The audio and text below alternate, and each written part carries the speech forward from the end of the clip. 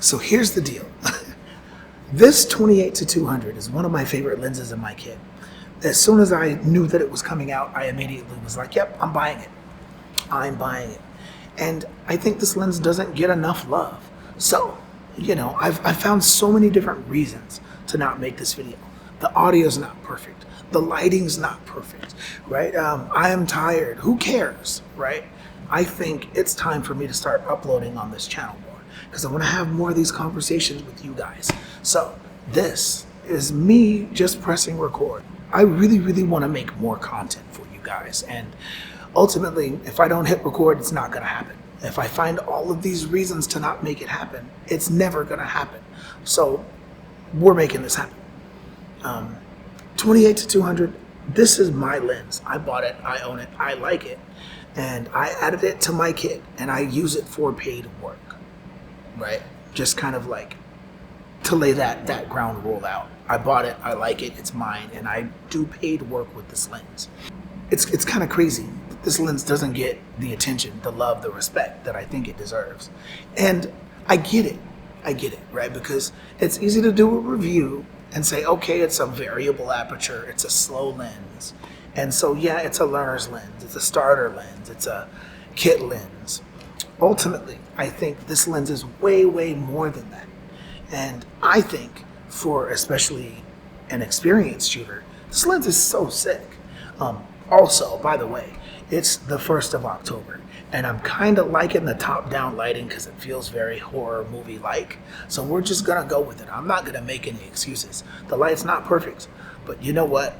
I think this video is valuable, and I think this lens is just what the people that designed this lens and conceptualized this lens, right? You had an idea, you had a concept, you designed it, you made it happen. I think this video is, a shout out to you guys, whoever made this lens, right? Because whatever that team is, they did some really cool stuff.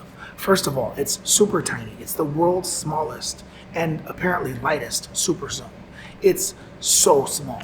Listen, there are super zooms that do more than this, right? 3.5 instead of f4, or they go to 240 or 300, or even maybe they might be wider. They might go from 20 mil to 200. It's super tiny, and ultimately for me that matters. Not always, but sometimes. Keeping in mind, right? I owned lenses like the Sigma 35 1.2. Gigantic, gargantuan monster burrito of a lens. That's a two-hander for sure. Sick lens, don't get me wrong. But I value, small lenses for certain applications. This lens, when I'm shooting BTS on set, this lens, just a sick lens. And so for me, today, it's important because this lens is not a numbers lens. It's not a 0.95, it's not an 85, it's not a super shallow depth of field. It's not the best MTF chart ever seen, right? But if you think about how I think about this lens, maybe, just maybe, you guys out there might be able to see some value in this lens, right? So we're gonna have a little story time.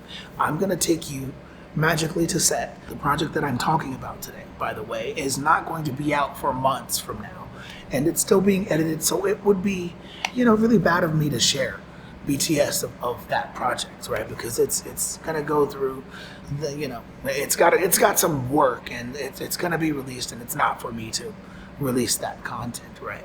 But I do have a story about me using this lens that will kind of, I think, explain to you why a lens like this is important and why a lens like this might be good for your kit. So let's get into it, right? No more dancing around. I have to be super clear. I love a versatile lens, if you can't tell. I bought it. So I'm on set, right? Okay, setting, right? Like, think about it this way. Story time, setting. I'm in this warehouse, or not even a warehouse, more like a machinist workshop, right? And it's a huge professional shop, and it's very long, rather narrow, and I would say it's maybe 400 feet long, maybe 300 feet long. And all down the side of this building, there are these large sliding barn doors that open up, right? Sliding doors, I guess you would call them, like big enough to pull like a work truck in. And all along this building, door, right? And so I start looking at the sun, and I'm thinking to myself, at some point, if we're in this building, the sun's gonna come over and it's gonna blast through all of these doors, right? And so we're gonna have these little pockets of light all down the building, right? Super sick.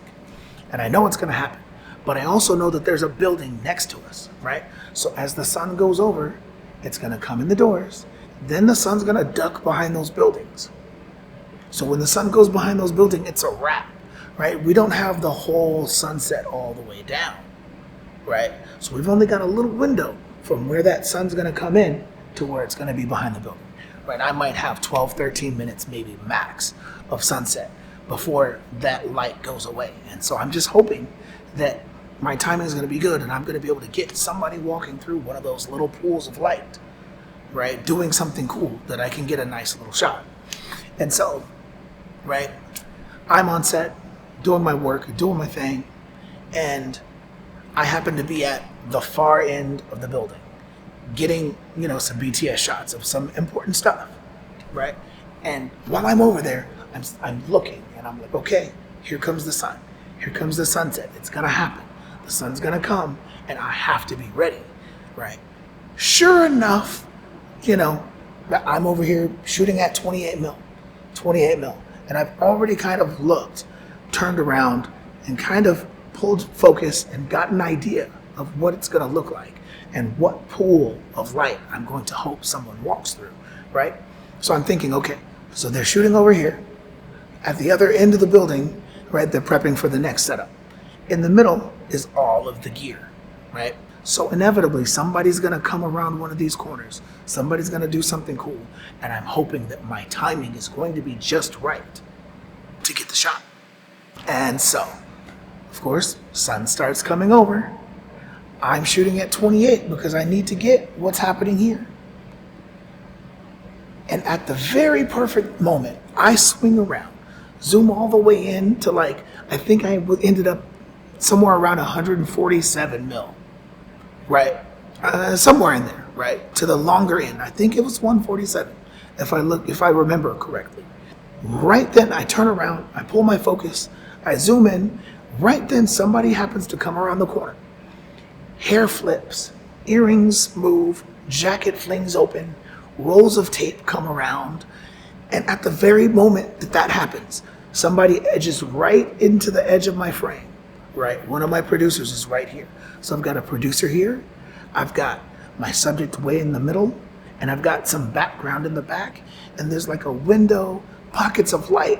It's literally the perfect shot that I've been waiting on, and I know it's gonna happen. But I also know that I needed to get what was happening here. Makes sense? Now, needing to be able to do both of those things at the same time when I'm on set. And I don't like carrying two cameras when I'm on set, because if I'm on set, the last thing I want to do is drag a camera down a wall or knock somebody's table over, right? A lot of times if I'm on set, I'm in someone's house, I'm in a rented space, and the last thing that I want to do is drag a camera lens down the side of someone's hallway, right? Plenty of times I've been on set, right? And things are going down a tight little hallway. People are coming around corners. There's a lot of moving parts. And me having two cameras strapped to my sides, just knocking things over like a bull in a china shop, bad idea, right? So for me, I have my harness, I have my camera on my chest, right? I have a chest pack and everything stays up here, because just like I'm not gonna smash my face into something, right? If my camera's here, I'm not gonna smash anything into anything.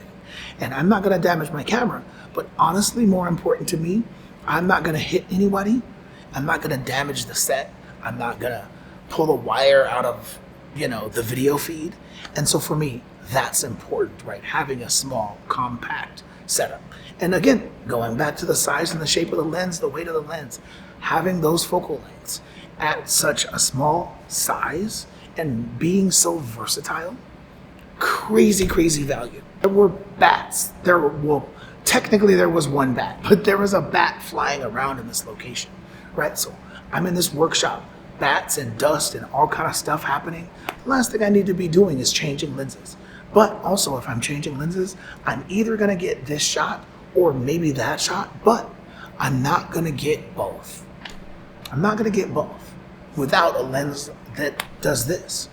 Also, right, again, this lens with this size and this convenience, it's image stabilized. I can drag the shutter. I can do all kind of creative stuff with this lens. Also, it's a macro-ish lens, right? I believe it's a half macro. How sick is that? How sick is that, right? So being able to get super tight detailed shots, right? Pull out wide shots, being able to turn and get that telephoto focal length. It does it all, right? And so for me, I hope this story explains to you why a lens like this, it's super sick, man. It's super sick. I bought it, I own it, it's mine. And it's not going anywhere. By the way, I happen to be shooting, on a Lumix S1H. Autofocus, good enough for paid work. Absolutely. Absolutely, right? So I'm shooting this right now at what time is it, you guys? What time is it? Whew, it's 4 in the morning. Roll camera. Anyways, thanks for hanging out. My name is Mike. I appreciate you taking the time to look at this video.